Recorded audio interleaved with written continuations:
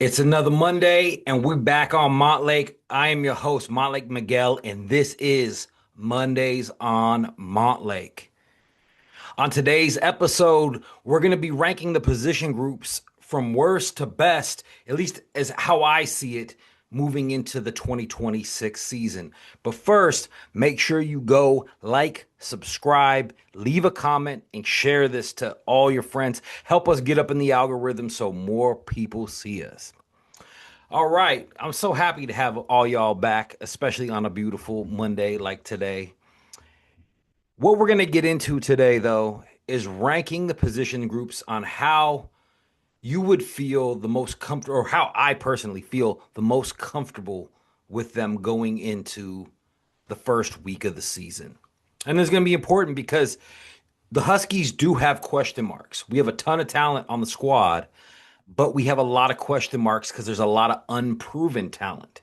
And so for me, I've said this a bunch during the offseason. It's not a matter of if, it's a matter of who is going to step up and be that next guy. So let's jump right into this. I think it's pretty obvious who I think is ranked number 9 and the position group that has the most questions going into 2026, and that's the edge room. Now, in the edge room, you got guys like Jacob Lane, Isaiah Ward, Logan George, Deuce Davis, along with impact freshmen like Ramzak Furian, or Fruin, excuse me, and guys like J.D. Hill or Derek Coleman Brusa. There's a bunch of bodies in there, but to see what they're going to do come fall, a lot of it leaves a lot of questions. Now, last year they had 24 sacks, which is not really great numbers. I think there's a lot of room for improvement there. And the question is if these guys can do it, because you know that Ryan Walters is gonna create pressure. The question is where is it going to come from? I mean, his scheme is set up so he can bring pressure from all over the place. He loves to blitz. He loves to do stunts. I'm wondering, can we get pressure with four men? And a lot of that comes from the edge room. Like I said, the talent is obvious. We've seen it in flashes with guys like Deuce Davis having 3 sacks against UCLA, but then not really playing for much of 2 seasons. Until then, though, it's really the biggest question mark. I think, if I was going to grade it, the ceiling is really high. When you're looking at some of these guys, especially the freshmen like Ramzak Fruin, there's a lot of talent. I feel like the ceiling could even be as close to like an A, but the floor is a C because we don't know how good these guys all are. We know they can play against the run, but can they get pressure? All right, moving on. Next, and this one might surprise some of you guys, but this is how I feel, especially after how last season was left off and the taste I had in my mouth with this position group last year. And that's the tight ends. I have them at 8. Now, you have Decker DeGraff. Decker DeGraff has shown in flashes that he can be a great receiving tight end. But last year, blocking, he looked terrible. And that's in my opinion. I thought he looked terrible blocking. Cade Eldridge was hurt a bunch this year, and he was hurt towards the end of last year. We have these freshmen. Some of them are sophomores and redshirt freshmen. Let's just say young guys that haven't played a lot yet. I think it starts with Baron Naone. He's a guy that when you watched him play, especially in the spring, he looks like he can block. He's got good hands, great size at 6'4", 263. And for me, I think he looks like he's possibly that next dude. You also have Austin Simmons, who's a redshirt freshman at 6'5", 251. But then you got two freshmen that I think are gonna push for some playing time. You got Sam Vidal and Kakua Amua. And he's 6'5", 266. And I think he kind of is the guy that we're going to be looking at the most. We saw him during the spring, and he looked pretty good during the spring, but he's coming into camp already kind of at that tight end size that you want. And so we have a lot of these guys who, when we're looking at them, we see the size that we want. A couple of these guys, like we've seen them flash in certain places. We know that a few of them can really block. But how much of a difference are they going to make in the passing game this year? We don't know. We only know what we've seen from Decker to Graff, which we saw, a freshman season with a few really big plays. Last year, I personally felt like he took a step back, and then none of the other tight ends really did a lot that made me think that this is going to be one of the really strong groups. So we know they're good blockers. They are kind of reliable, and there is some experience in there, but there's not a lot proven in the passing game. And let's just be honest. This room does not scare defenses. And until it does, that's why it's going to sit at number 8 for me. Now, number 7 is kind of interesting because I'm not, when I'm looking at this room, I see a lot of talent in the room, and a little bit of it is proven, but it's probably the biggest question mark where last year might have been one of our biggest strengths, and that's the running back room. The running back room, it's headlined by guys like Jaden Lamar, Trey Cooley. If Jordan Washington can get back healthy, he's another guy.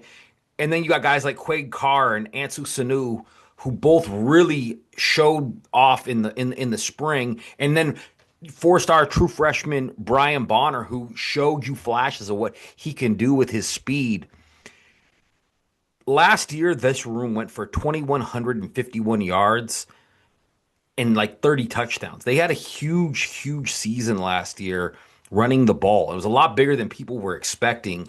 And, averaging 165.5 yards a game and 4.6 yards a carry is a lot for this room to have to try to make up. And it's going to, and there's not that they don't have the bodies or the talent in there, but we have to see it. It's another room kind of like the last one where there's a lot of talent there, but we're going to have to see these guys. Guys like Jaden Lamar and Trey Cooley are veterans, but none of them have been the bell cow back. And maybe they're not going to be that this year, but you can't just go in and plug them in and say they're going to do what Jonah Coleman and Adam Muhammad did last year. You just can't say that.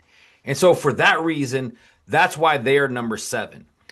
Now, number 6 is another room that's kind of similar to it. I just think there's a little bit more talent in that room, and this is the wide receiver room.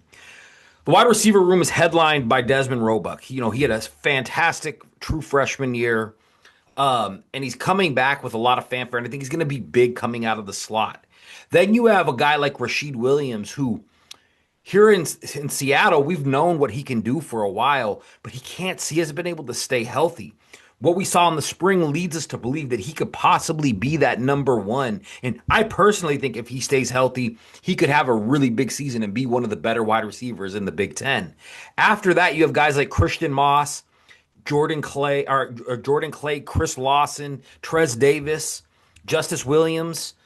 And I think that there is so much talent right there in that group that I just said. I could see them all. I could see every one of those guys in some way or the shape or form having a breakout season.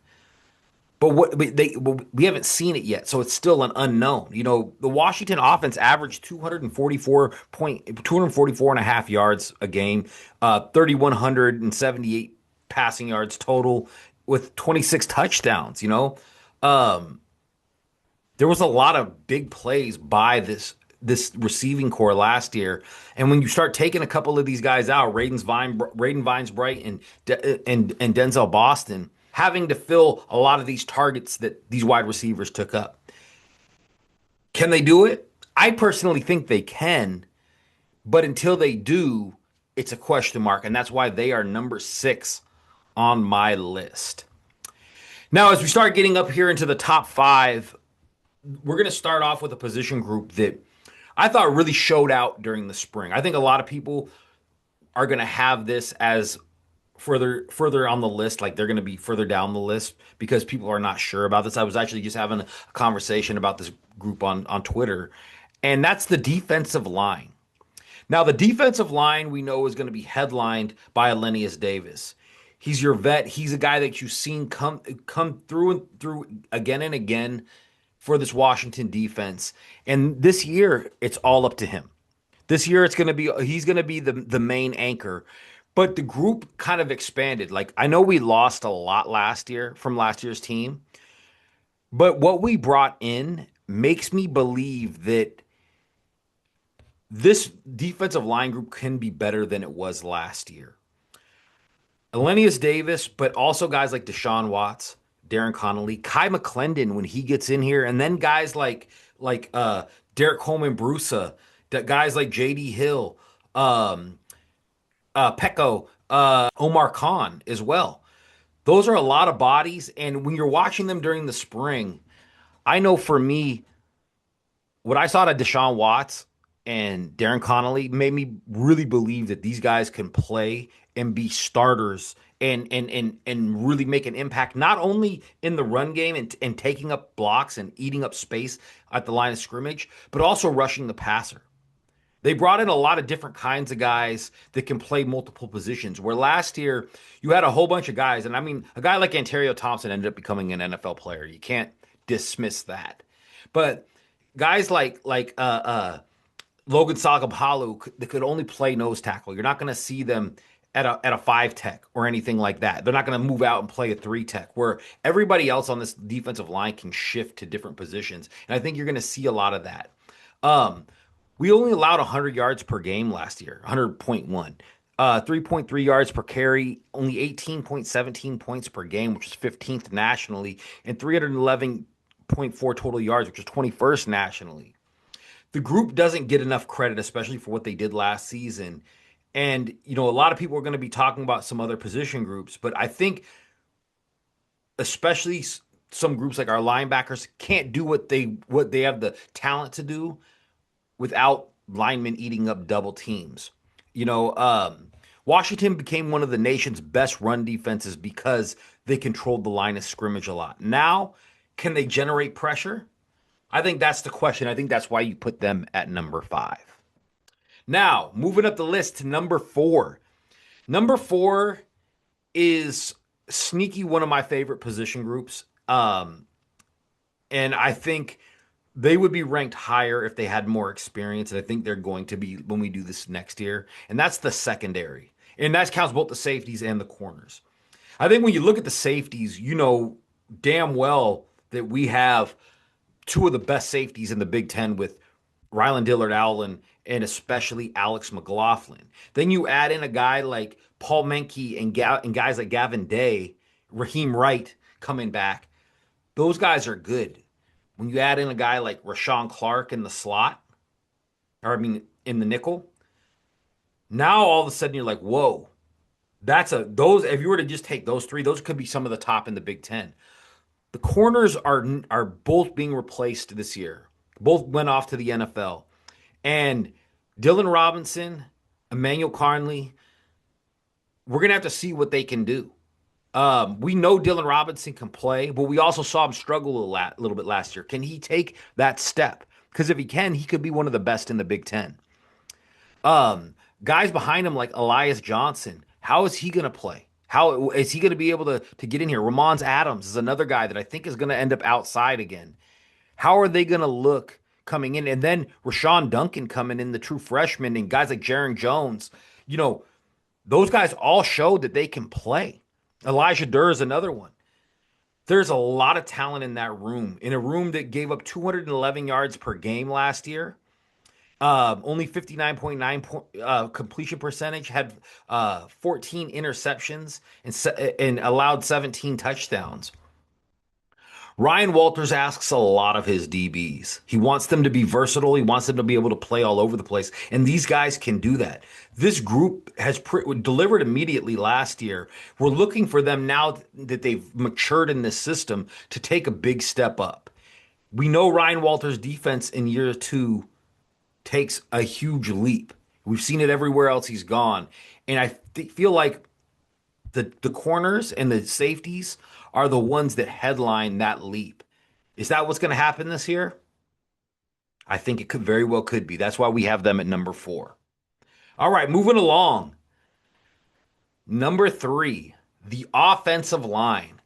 I think the offensive line has the potential to be better than it was last year. First of all, it has depth that it didn't have last year. We've talked about that extensively. But you also have a really nice mix of veteran presence with guys like Drew Azzopardi, Landon Hatchett, Garion Hatchett, and then and even sophomore John Mills, who was a preseason All American and was a freshman All American last year. When you bring in a five-star tackle like Cody Green, who stepped in during the spring and never once looked out of place. Never once. I've said this before that you didn't notice him because his guys never did anything. He was always solid playing his position and getting his job done.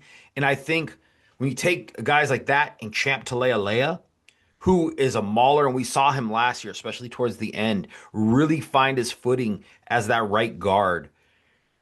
You have a lot of talent to work with. And then a swing tackle like Colt Dietrich coming in here, who has over 1,000 college football snaps and was a four-star transfer. That's big time. Washington's offense averaged 409 yards last year, 34.1 points a game. They were 50% on third down, and only 8 interceptions thrown all season. That's a very solid job from your offensive line. From That's a really solid job your offensive line is doing. The only time we really saw them hurting was when the injuries hurt them last year. Now we have guys to back up our starters. We have veterans, we have continuity. They're very physical, and protecting Damon Williams makes everything possible. Championship teams usually start with a great offensive line, and I think we have all the makings for that. That's why the offensive line is number 3. Number 2, this one might surprise some of you guys, but the number 2 is the quarterback. You guys thought he might have been 1, but I'm gonna tell you why I like Damon Williams. Damon Williams, I mean, last year he struggled against some of the better teams, but I think that picture was painted a little differently if you watch the games. Against Ohio State and against Michigan, he played well until his starting offensive lineman got hurt, and he started being under more pressure because they had to move protections to protect these backup offensive linemen. Still, he threw for 3,065 yards, 25 touchdowns, while completing 69.5% of his passes, while also running for another 611, having 31 total touchdowns when it was all said and done. He's the best player on the roster. And I don't care what anybody else says. He's the best player on the roster. One of the best quarterbacks in the Big Ten. And he raises everybody's ceiling because when QB1 can be a threat no matter where he is on the field, it does that. If Washington wants to win this conference, it starts with Damon Williams. That's where it's going to start. And I think that he's going to be able to take that natural step that he needs to take to make this team a championship caliber team. All right. Number 1 on this list. And I think a lot of my fellow mates here in the media and people that have been talking about this team agree. Number 1 on this list is the linebacker room. And I love saying that as a former high school linebacker. The linebacker room is so good. And I think it's headlined by guys like Jacob Manu, Zadarius Rainey-Saleh. And then you also have Buddha and X-Ray, who I think X-Ray is going kind of under the radar for a lot of the people nationally. Because if you watch what he did last year, he got better and better and better. These guys are so versatile. Because in this defense, in this Ryan Walters defense, history says his linebackers become stars. We know what Walter's stats were every year at his other places where he was defensive coordinator, where he just jumped in year 2. The linebackers are a big part of making that happen. And I think when you're looking at the 4 guys that we have, all 4 of those guys could probably start on almost any roster, and they're going to be rotating here. You also have guys like Donovan Robinson and Isaiah Tokyo who are on the bench behind them. There's a lot of talent even behind the 4 starters. And that's why when I'm looking at this room, I think from top to bottom, they look the most complete. They're the guys where I'm like, man, we are in good position no matter how you cut it. The defensive line is going to set the table. The secondary kind of cleans it up. But the linebackers are the heartbeat of the defense. ZRS has this potential to be an all Big Ten player. And I think you might see something like that out of another guy like X-Ray, maybe even Jacob Manu, because whenever Jacob Manu was in the lineup last year, he made a difference. He showed out and looked like one of the best players on the field. And I'm hoping he can do that again. And he's also a proven leader. That's a big thing that you got to know about a guy like Manu and Buddha. The upperclassmen are going to be able to help lead, while guys like ZRS and Donovan Robinson, who I think have all the physical ability you want to see. X-Ray is also a leader as well. They're going to have guys to learn, show them how to do it correctly so they can use their physical talents to their highest abilities. If Ryan Walters follows the same year two pattern that we've seen everywhere else, then this unit becomes the best unit on the football team, and they're going to be who we're talking about come November, December for postseason accolades and why we're in the playoff.